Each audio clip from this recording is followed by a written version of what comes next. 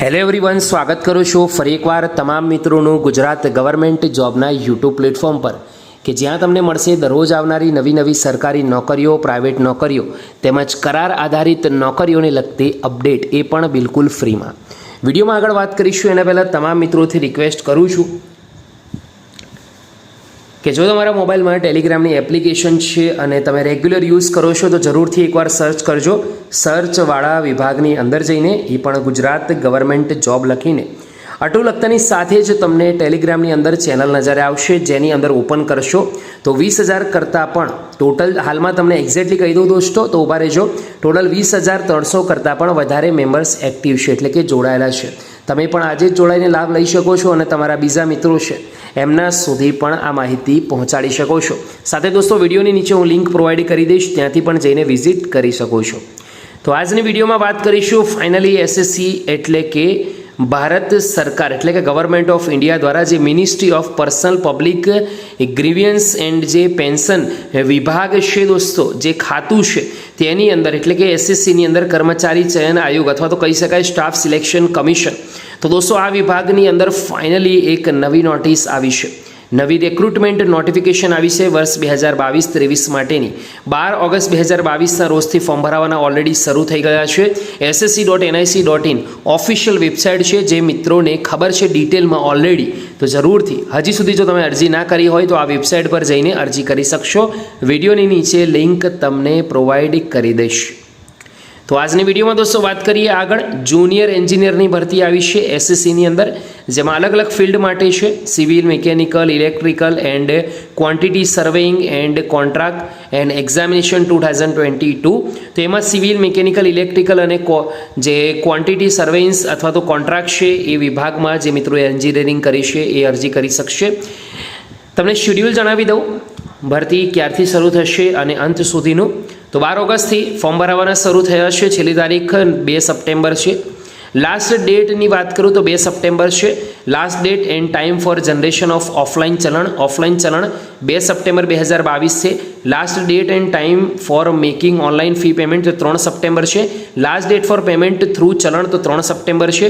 Date of window for application form correction and online payment તો દોસ્તો એના માટે 4 સપ્ટેમ્બર છે. Schedule of computer base examination CPT પરીક્ષા નવેમ્બર 2022માં લેવાશે. શેડ્યુલ ઓફ પેપર 2 એટલે કે કન્વેન્શનલ, એમાં ટુ બી નોટિસ્ડ લેટર એટલે કે પછીથી જાણ કરવામાં આવશે. તો દોસ્તો આશા રાખું છું કે અહીંયા સુધી ખબર પડી ગઈ હશે. સેલેરીના સ્ટ્રક્ચર વિશે વાત કરીએ તો staff selection commission SSC will hold an open competitive examination for recruitment of junior engineer, civil, mechanical, electrical and quantity surveying and contracts for various ministries, departments, organization in the government of India. The posts are Group B. Group B ની આ ભરતી છે non gazetted. Level 6 પ્રમાણે 35,400 થી 1,12,400 પ્રમાણે salary તમને મળવાપાત્ર છે 7th CPC પ્રમાણે.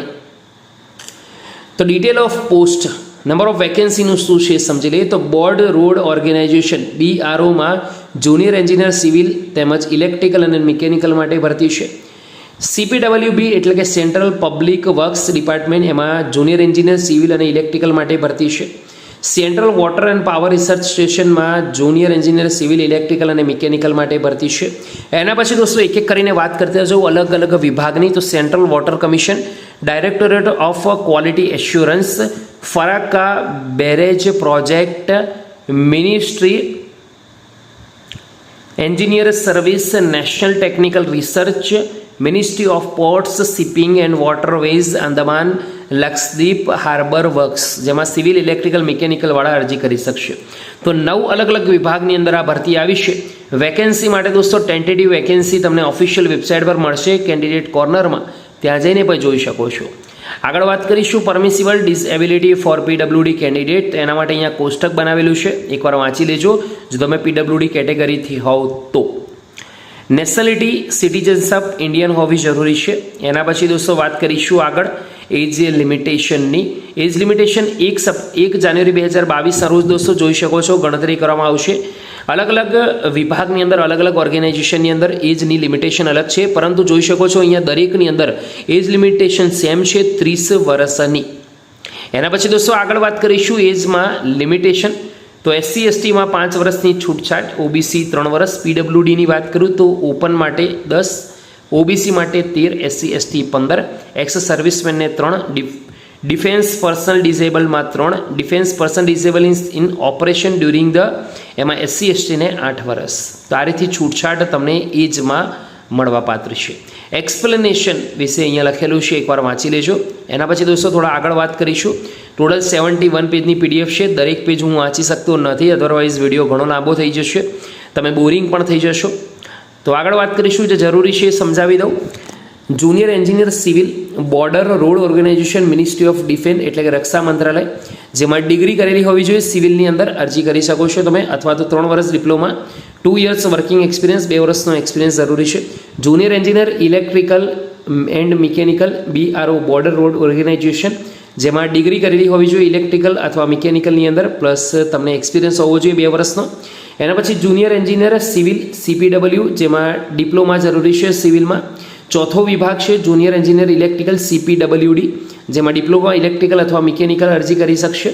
એના પછી જુનિયર એન્જિનિયર સિવિલ, જેમાં central water power research station આવી ગયું, ડિપ્લોમા સિવિલ હોવું જોઈએ. 6 નંબરનું organisation junior engineer electrical, central water power research station, જેમાં ડિપ્લોમા ઇલેક્ટ્રિકલમાં કરેલું હોવું જોઈએ. 7મા નંબરનું ઓર્ગેનાઇઝેશન જુનિયર એન્જિનિયર માટેનું mechanical, central water power research station, જેમાં ડિગ્રી મિકેનિકલ હોવી જોઈએ, ડિપ્લોમા મિકેનિકલ હોવું જોઈએ. Junior engineer civil, central water commission, CWC, જેમાં ડિગ્રી હોવી જોઈએ. જુનિયર એન્જિનિયર મિકેનિકલની વાત કરું છું તો ડિગ્રી અથવા ડિપ્લોમા મિકેનિકલમાં હોવું જોઈએ. Junior engineer mechanical directorate of quality assurance, જેમાં ડિગ્રી મિકેનિકલમાં હોવી જોઈએ. 2 years experience in the respective field, તો રિસ્પેક્ટિવ ફિલ્ડમાં 3 વર્ષનો એક્સપિરિયન્સ, 2 વર્ષનો એક્સપિરિયન્સ હોવો જોઈએ. આ રીતે દોસ્તો જોઈ શકો છો દરેક પોસ્ટ માટે અહીંયા અલગ અલગ લાયકાત લખી છે. જુનિયર એન્જિનિયર ઇલેક્ટ્રિકલ માટે અહીંયા લખી છે. પછી junior engineer civil Farakka barrage project, જેમાં ડિપ્લોમા ઇલેક્ટ્રિકલ સિવિલ માંગેલું છે. Junior engineer electrical Farakka barrage project, જેમાં ડિપ્લોમા ઇલેક્ટ્રિકલ માંગેલું છે. Junior engineer mechanical Farakka barrage, જેમાં મિકેનિકલ માંગેલું છે. Junior engineer civil military engineer service, MES, જેમાં ડિગ્રી સિવિલ માંગેલું છે, પ્લસ 2 વર્ષનો એક્સપિરિયન્સ માંગેલું છે. આ રીતે દોસ્તો જોઈ શકો છો અહીંયા ઘણા બધા વિભાગો છે, તો એકવાર તમે જાતે પણ વાંચી લેજો. તમારા બધા ડાઉટ છે તે દૂર થઈ જશે એવી આશા રાખીશ. અરજી કરી શકાય તો અરજી કરવા માટે ઓલરેડી ssc.nic.in ની ઓફિશિયલ વેબસાઇટ પર જવાનું છે. ત્યાંથી તમે દોસ્તો સૂચના વાંચશો તો તમને આઈડિયા આવી જશે. તો આ જે ભરતી માટેની બેઝિક માહિતી આશા રાખું છું કે તમને સૌને આ જે ભરતી આવી છે તેના વિશે સંપૂર્ણ વિગતવાર માહિતી મળી ગઈ હશે. જો ખરેખર વિડીયો દોસ્તો ગમ્યો હોય તો લાઇક કરવાનું ના ભૂલતા. સેન્ટર ઓફ એક્ઝામિનેશનની વાત કરવાની રહી ગઈ તો વાત કરી લઈએ વેસ્ટર્ન રિજિયનની. વેસ્ટર્ન રિજિયનની અંદર દોસ્તો જોઈ શકો છો આપણું ગુજરાત આવી જશે.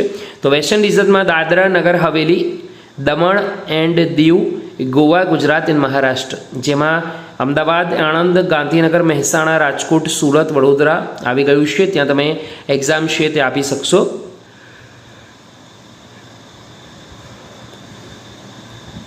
સ્કીમ ઓફ એક્ઝામિનેશનની વાત કરું તો પેપર 1ની અંદર કોમ્પ્યુટર બેઝ એક્ઝામિનેશન છે, જેમાં જનરલ ઇન્ટેલિજન્સ અને રિઝનિંગમાં 50 ક્વેશ્ચનના 50 માર્ક્સ છે. જનરલ અવેરનેસમાં 50 ક્વેશ્ચન 50 માર્ક્સ. પાર્ટ એમાં જનરલ એન્જિનિયરિંગ સિવિલ અને સ્ટ્રક્ચર, અથવા તો પાર્ટ બીમાં જનરલ એન્જિનિયરિંગ ઇલેક્ટ્રિકલ, અથવા પાર્ટ સીમાં જનરલ એન્જિનિયરિંગ મિકેનિકલ. 100 ક્વેશ્ચનના 100 માર્ક્સ હશે, એમ થઈને 200 ક્વેશ્ચનના 200 માર્ક્સ હશે. 2 કલાક 40 મિનિટ આપવામાં આવશે. જોઈ શકો છો 2 કલાક આપવામાં આવશે, જ્યારે PWD ઉમેદવારોને 2 કલાક 40 મિનિટ આપવામાં આવશે. પાર્ટ 2માં રિટર્ન એક્ઝામિનેશન છે, જેમાં પાર્ટ એની અંદર general engineering civil structure, part બીમાં જનરલ એન્જિનિયરિંગ ઇલેક્ટ્રિકલ, પાર્ટ સીમાં જનરલ એન્જિનિયરિંગ મિકેનિકલ. 300 માર્ક્સની એક્ઝામ હશે. 2 કલાક આપવામાં આવશે, ખાસ ધ્યાનમાં રાખવાનું છે. તો આશા રાખું છું કે દોસ્તો વિડીયો સૌને ગમ્યો હશે. જો ખરેખર ગમ્યો હોય તો વિડીયોને લાઇક કરવાનું ના ભૂલતા. ફરીથી મળીશું, ત્યાં સુધી ગુડ બાય, ટેક.